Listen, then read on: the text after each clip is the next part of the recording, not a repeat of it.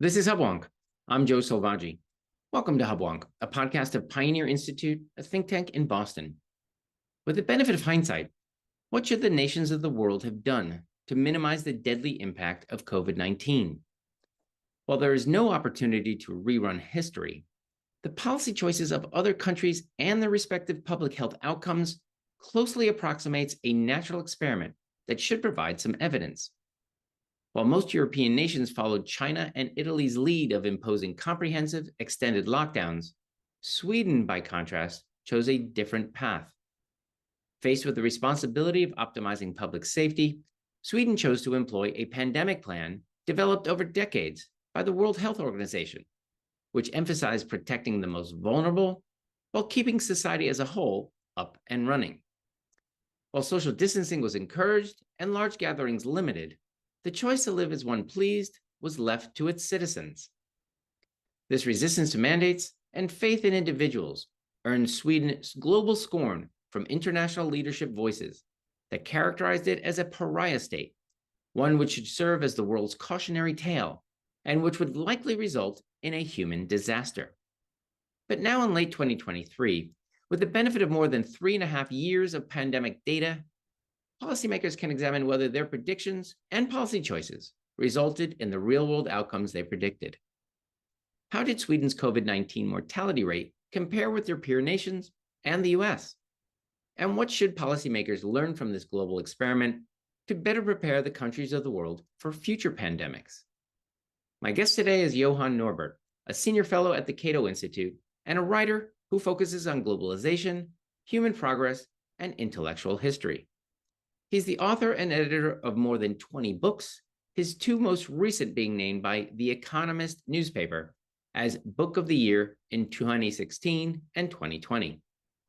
Mr. Norberg has written a policy analysis for CATO entitled Sweden During the Pandemic, Pariah or Paragon, in which he compares the COVID-19 policies employed by his native Sweden with those of other Western countries, examining the relative outcomes for both COVID and overall excess deaths during the pandemic. He will share with us why and how Sweden chose a different policy path, what outcomes were observed relative to its global peers, and what lessons future political leaders can learn from this deadly and difficult global experience. When I return, I'll be joined by senior fellow and writer Johan Norberg. Okay, we're back. This is Hubwonk. I'm Joe Selvaggi, and I'm now pleased to be joined by author and editor of more than 30 books, and also the recent policy analysis piece entitled Sweden During the Pandemic, Pariah or Paragon, Johan Norberg. Thank you for joining me on Hubwonk, Johan. Thanks for the invitation. Well, before we dive into your fascinating piece talking about Sweden's success or lack of success during the pandemic with its policies, we all had a life before COVID. What were you doing just before, let's say, February, March 2020? Tell us about yourself. Well, actually, I was professionally doing quite similar things to what I'm doing now. Writing my books, doing my lectures, and doing documentary films for American public television. But of course, that entailed lots of traveling around the world, lots of travel. And that suddenly ended. I remember I must have been one of the last Europeans to enter America before the lockdowns, because the first thing that happened was I came to my hotel room, watched Donald Trump, president at the time, on CNN saying that we don't want any more Europeans here. So we're now shutting down all air traffic to Europe. So it took me some time to get back, actually. Well, yeah, so you experienced the excitement, if you will, firsthand. So now we're more than 3.5 years past that fateful time, and what puzzles me about COVID and our policies is that with the wisdom of hindsight, we tell ourselves that should be 2020. But I think there are a lot of people who explain policies in two ways. One is we had to do it in real time. We had to make policies in real time without knowing what was coming and knowing how bad the virus is. So we have that sort of analysis, but then we also have the analysis of saying, with the wisdom of hindsight, what should we have done better in the past? So I want to separate those two things, saying, okay, we didn't know everything at the time, but we certainly know more now. But let's start at the beginning. Sweden had to, you mentioned Donald Trump and imposing restrictions here in the United States. What was Sweden's culture? What institutions did Sweden have to help mitigate or reduce the effect of COVID? Yeah, Sweden was an outlier when it came to the response, because Sweden tried to mitigate, tried to flatten the curve, tried to make sure that people socially distanced, but tried to do it in a voluntary way, based mostly on recommendations, while keeping society at large open as possible.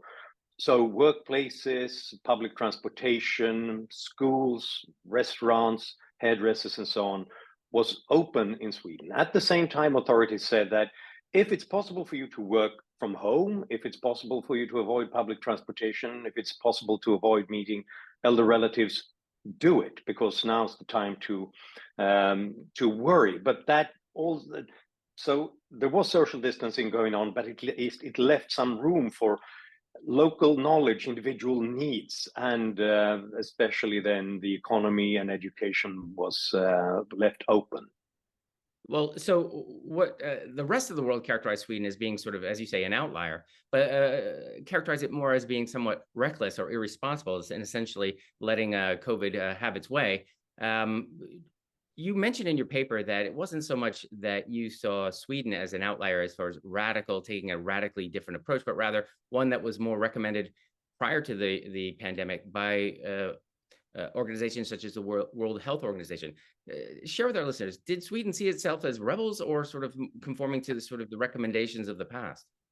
Yeah, that's a good question, because in Sweden, when we listen to the public health authorities and international ones like the World Health Organizations, they said that in times of a pandemic, we'll try to keep normal life as normal as possible so that we don't wreck more things. We try to make sure that we get as little transmission of the disease, of the virus, as possible, but we shouldn't unnecessarily hurt the economy, schools, and things like that. So in Sweden, we had the sense that the rest of the world was engaging in a kind of a reckless experiment, and an unprecedented experiment at the time, because no one had ever tried to shut down societies to the extent that happened during the pandemic. So you know, Sweden and its policymakers said we're following the prudential course that has been recommended by the World Health Organization. Everybody else is taking a somewhat more radical approach. You mentioned several times in your piece that Sweden's state epidemiologist Anders Tegnell, his quotation, and you mentioned borders being closed down. His quotation you cite is, close down, lockdown, closing borders. Nothing has a historical scientific basis, in my view. We have looked at a number of European Union countries to see whether they have published any analysis of the efforts of these measures before they were started, and we saw almost none. In other words, they looked for evidence that, say, border closings were effective, and saw no evidence whatsoever, and therefore didn't do it. Yes, quite right. And when researchers looked at what other places did and the lockdowns that took place after first China and then Italy started to lock down societies, was and tried to find a correlation. Did they do that because of the state of transmission in their society, or the capacity of the healthcare system, or anything like that? They couldn't find a correlation with anything except one thing.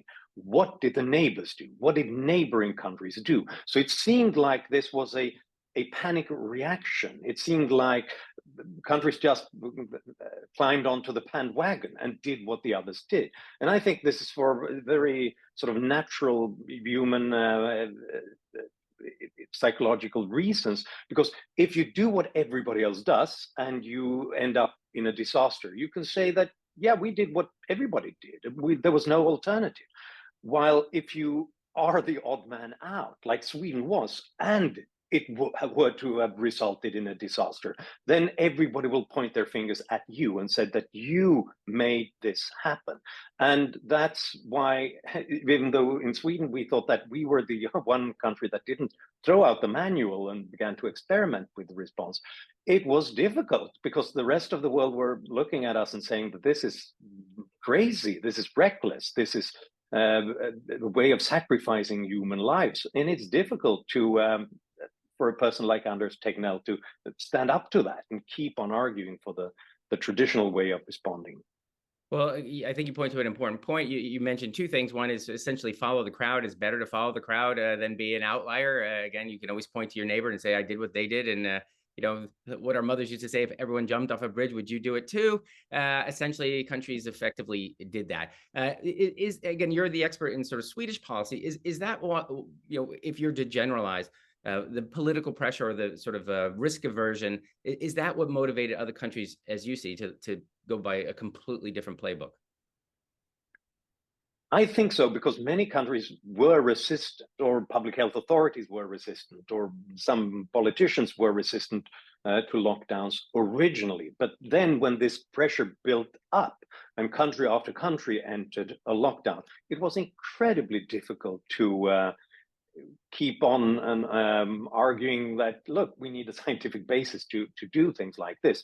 Sweden was one reason why Sweden was different was that we have traditionally government authorities and agencies that are fairly independent. I mean, they're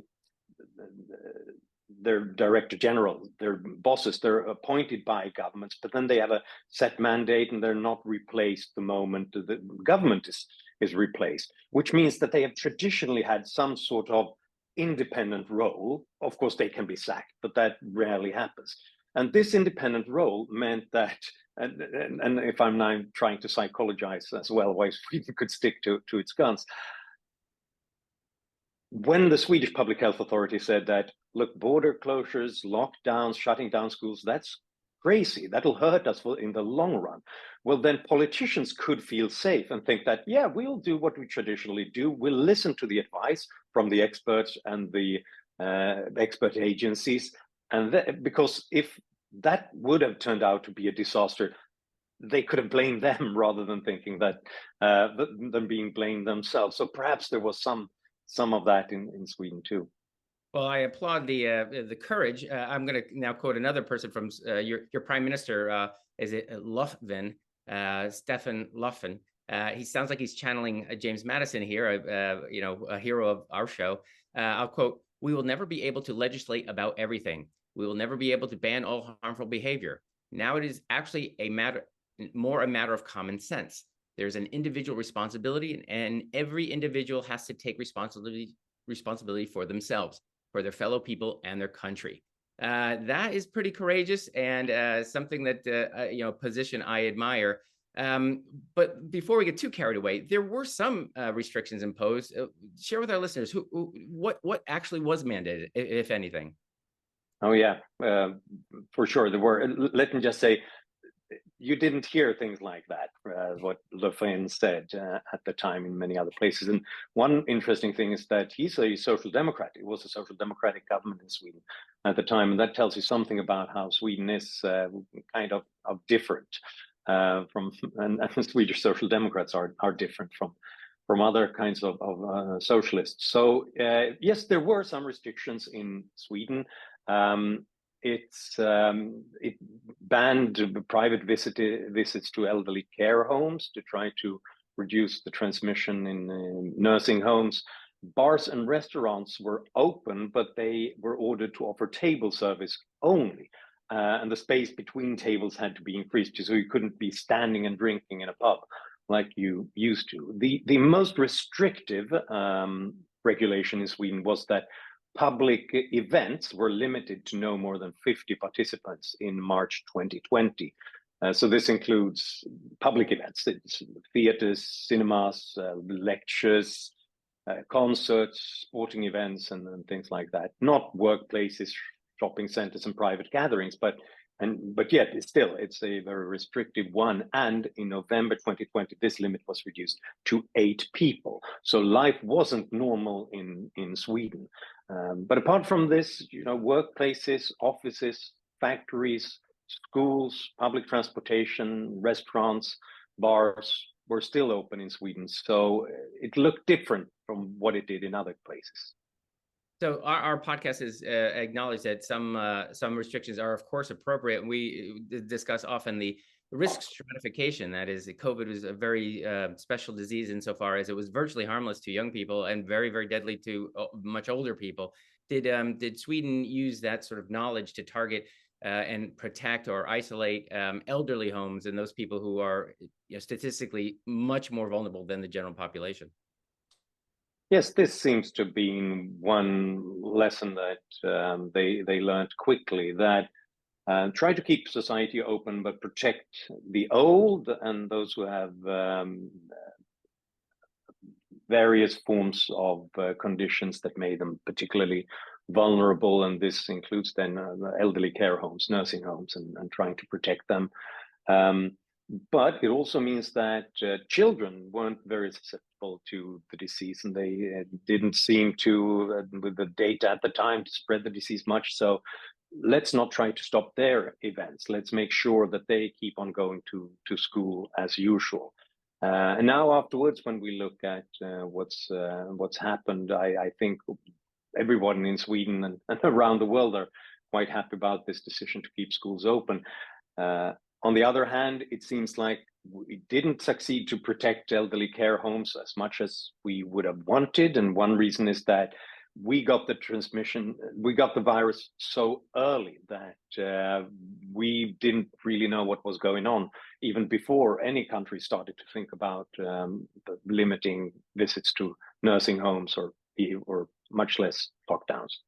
Indeed, you got it. I think it was those students who traveled to Italy early had the unfortunate result of bringing COVID back to Sweden very, very early in the pandemic. I'm imagining a parallel universe where someone like me or someone like you or someone like who leads Sweden was leading the US or Massachusetts and saying, look, let's leave it to the people to decide how they impose their own restrictions. You must have had critics. I imagine in that parallel universe, I would have had critics and said, are you indifferent to the suffering? Are you indifferent to the death? Certainly in Sweden, somebody was saying, let's lock the place down. What did that happen? Oh, yes, we had a very fierce debate, and lots of people and newspapers argued for more lockdowns in Sweden as well. Because it is a difficult argument to make. Always when there is a crisis, you always have this tendency to say, let's devote all our resources and everything we can at this one problem.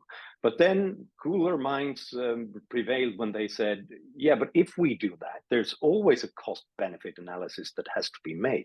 If we do that, we'll wreck other things in other places and will hurt workers, we'll hurt families, we will hurt school children, and so on. So perhaps we can make sure that we have this social distancing voluntarily. And so there was a debate about this, but you can see in polls that this Swedish strategy was quite popular throughout. So somewhere between 50 and 60% supported the policy throughout. While no more than around 20% said that they wanted more lockdowns on Swedish society. And you could also see that when it comes to the politicians, to the political parties. No one saw a possibility of gaining votes by being the pro-lockdown party. We had a right-wing populist party in Sweden who argued for school closures and for sacking Anders Tegnell, who was sort of the figurehead of the policy. But even they began to sort of climb down when they saw that Swedes in general were in favor of this openness. It's again this parallel universe where the right seemed to embrace lockdowns and the left embraced a more libertarian approach to the whole thing. So I don't want to bury the lead. I'm sure our listeners are if they're not already apprised of the results, let's not linger on it. You mentioned early on Sweden had some difficulty and spikes in deaths and since could have been perceived as an indictment of its more liberal strategy to lockdowns. But let's talk about how the deaths in Sweden measure against those, let's say, sister and brother countries that did lock down. What happened in Sweden? Yeah. Well, it's always a question of what's the peer group? What do you compare yourself to? And Sweden did much better, no matter how you count. COVID deaths did better than Southern Europe and Britain and the United States. But people keep on saying you should compare it to Norway, Denmark, Finland, countries that are close by and similar to you culturally and otherwise. And in that case, what you see is that, and that they did better. You should, though, keep in mind that those Nordic countries had shorter lockdowns and more moderate ones than most European and American countries. But yes, when you count COVID deaths as such, it's we had some 40% higher COVID death rates than Norway, Denmark, and Finland. However, it's important to realize that sometimes countries measure and define COVID deaths in different ways. Some countries, like Norway, for example, very similar country, the doctor in charge has to make the decision that, yes, COVID killed this patient, and then call it in. As such, in Sweden, on the other hand, you just check the population register, and if someone died who had a COVID diagnosis, that's counted as a COVID death. So some people were then added to the column because they died with COVID rather than of COVID. And that's a reason why it's important to also then look at total excess deaths, the number of deaths over the pandemic years compared to a previous period or a previous trend or according to projections. And then what you see is quite extraordinary. When you look at crude death rates, just the number of people dying over the 3 COVID years compared to the 3 previous years, Sweden had the lowest excess death rates of all European countries, lower than Norway, Denmark, and Finland as well, and less than half of America's. Yeah, I was going to get to that. So I do want to talk about excess deaths, but again, because on this podcast, we've addressed that there are trade-offs. There's no good choice. There's just trade-offs. And you mentioned death from presumably excess deaths from mitigation strategies. But let's just stick on the how many people died from COVID as a measure of percentage of population relative to the United States. Again, a country that had fairly substantial and protracted lockdowns. How did Sweden's number, with its liberal policies, compare with the United States? Yeah, well, even if you just look at COVID-19 deaths and the death rate or per million people or so, and no matter how you defined it, Sweden had a total of some 2,300 COVID deaths, and that's 1,000 fewer per million than the United States. So did much better, and this is extraordinary because, you know, New York Times at the time said that Sweden was the world's cautionary example, the pariah state. Donald Trump said that Sweden is suffering greatly because of its decision not to lock down. And now it ends up with Sweden having even COVID-19 deaths around a third fewer than the United States. So you alluded to your peers, and I assume Nordic countries. We all have our sort of image of Sweden as being, you know, Vikings and healthy and driving Volvos and going shopping at IKEA.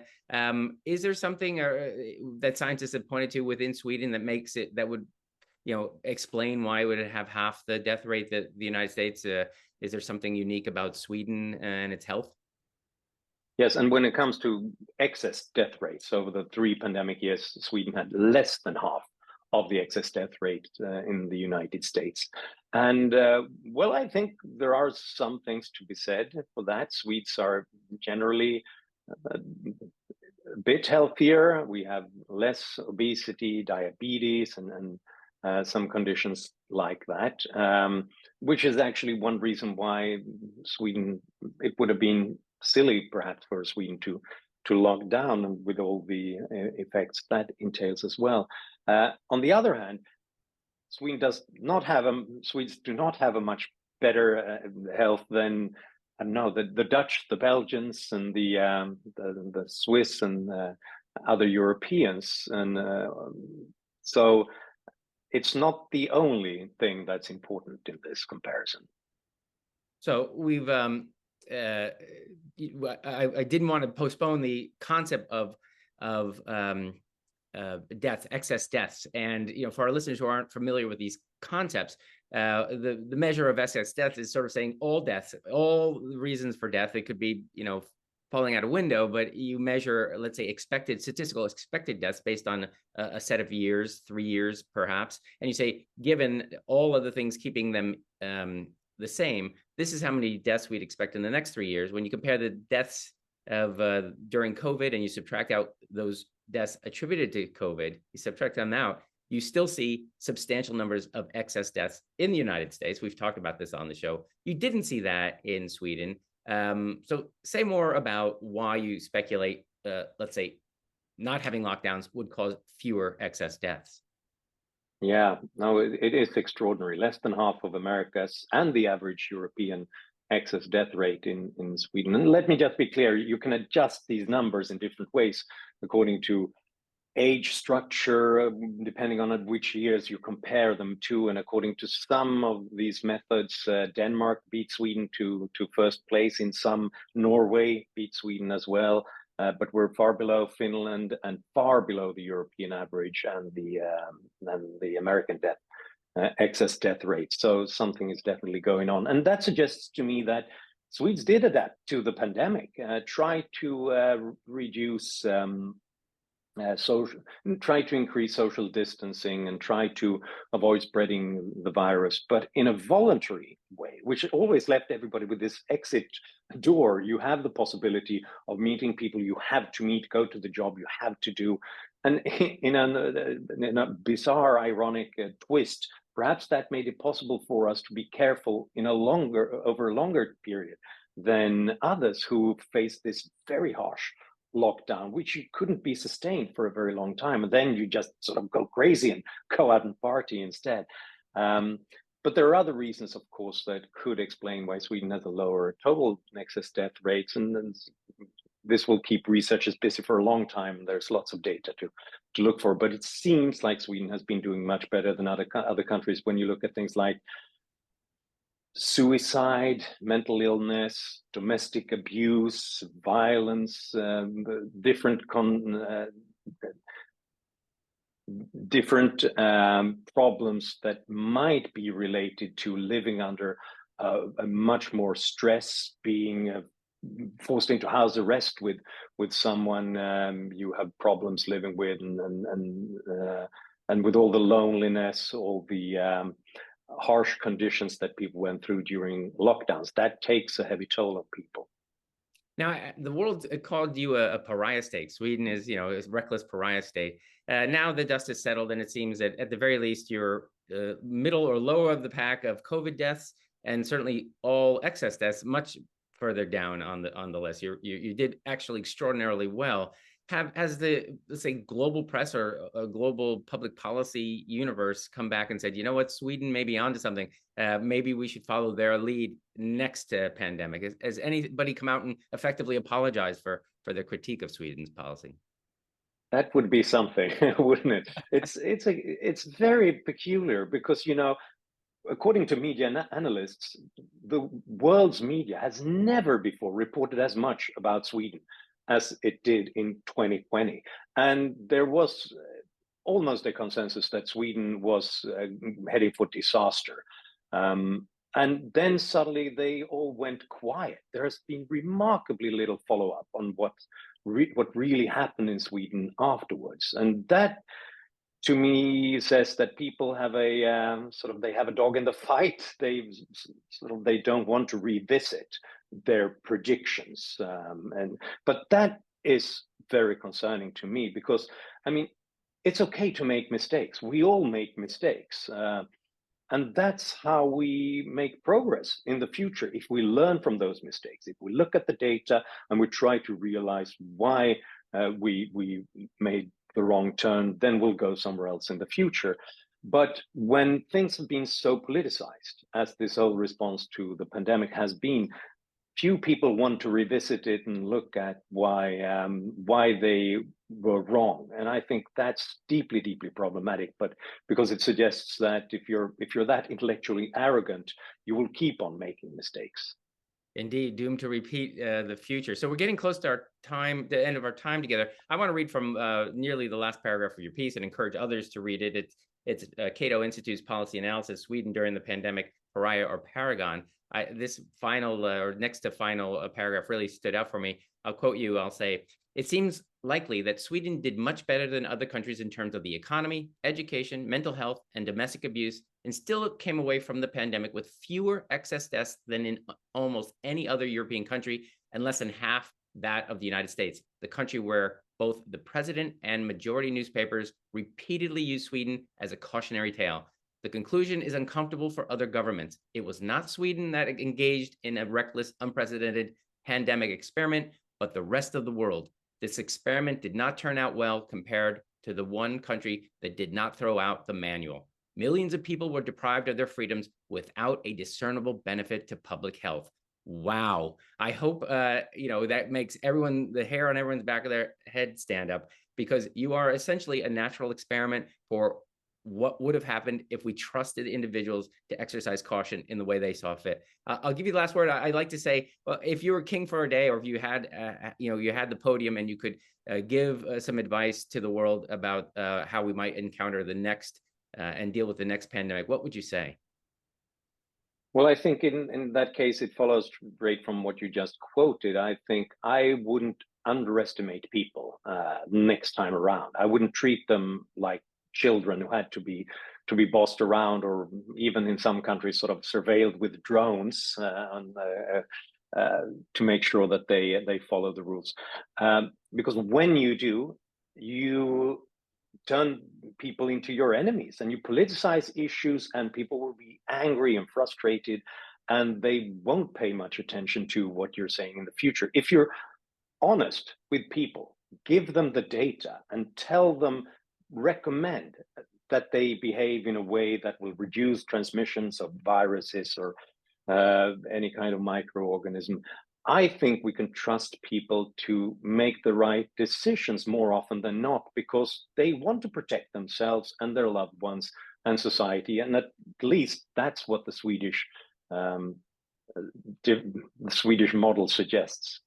And again, as you say, the reward for politicians who have that courage in the long run was that they are rewarded the ballot box. Their confidence is enhanced. I think one of the casualties of this pandemic was the loss of trust in public institutions from political leaders, of course, but also our public health institutions. They're still recommending suggested lockdowns. Now going into another wave into the winter. Do you see the death of faith in public institutions in Sweden, or going forward, do you see that this has enhanced their confidence in trusting people? Well, I think this is really an argument for the Swedish way. Sweden is one of few countries where the public health authorities actually came out of the pandemic with greater trust than they had before the pandemic. And I think this is almost a rhetorical question, but where do you think, in which country will people listen when they get the information, when they get the recommendations the next time around on how to behave to protect themselves and their loved ones? I think Swedes are going to listen, because they were treated more like adults by the authorities and by the government. While in places like America, they were not. I think there's so much hostility. It has been politicized to such a drastic extent that it might just be that they've cut off the branch, the tree that they depend on themselves. Well, I appreciate you coming and speaking truth to history, to power, to everything. You can believe what you want, but I think ultimately Sweden demonstrated with its policies a different way, and ultimately with the wisdom of hindsight, now that we have 3.5 years of hindsight, Sweden got it about right. So thank you very much, Johan, for joining me on the podcast today. You're a great asset for Hubwonk. I really appreciate your time and the work you do in your analysis. Thank you. Thank you very much. My pleasure. This has been another episode of Hubwonk. If you enjoyed today's show, there are several ways to support Hubwonk and Pioneer Institute. It would be easier for you and better for us if you subscribe to Hubwonk on your iTunes podcatcher. It would make it easier for others to find Hubwonk if you offer a 5-star rating and a favorable review. We're grateful if you share Hubwonk with friends. If you have ideas or comments or suggestions for me about this or future episode topics, you're welcome to email me at hubwonk@pioneerinstitute.org. Please join me next week for a new episode of Hubwonk.